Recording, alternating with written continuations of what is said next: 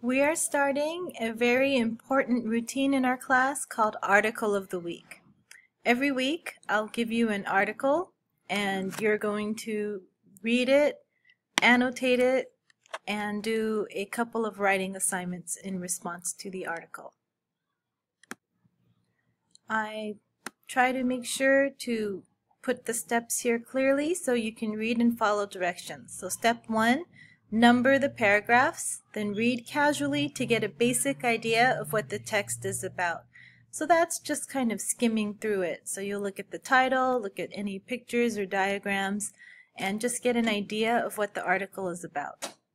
So when you get these articles, you definitely should write on them. You write your table number. So I don't have a table, so I'm going to be 0. Write your name.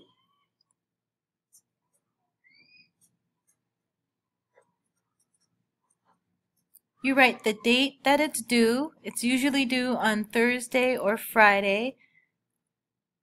This week it's due on Friday. So put the date. Okay, and right here, step 1, number the paragraphs, then read casually to get a basic idea of what the text is about. So number the paragraphs. So here's paragraph 1, 2, 3, 4, 5, 6, 7, 8. Paragraph 8 runs into the other side of the page. So on the back side, I'm starting with number 9. 10, 12. Now we're on to step 2. Do a close read of the article and make notes in the margin. So these are more notes about procedures to follow. Mark your confusion. Draw a question mark and write any questions that you have. Put a box around unknown words.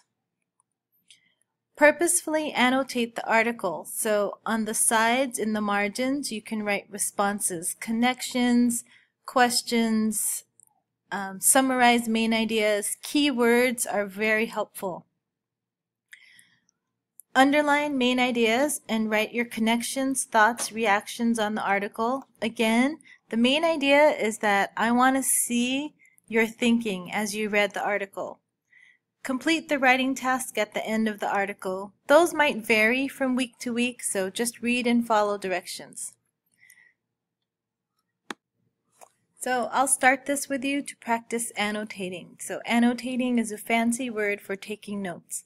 And again, the main idea is so that I can see your thinking as you're reading this, and for you, it will give you better comprehension, it will help you understand better, and it helps clarify things. If you have a question, just write it, and then that way we can make sure that we can answer them.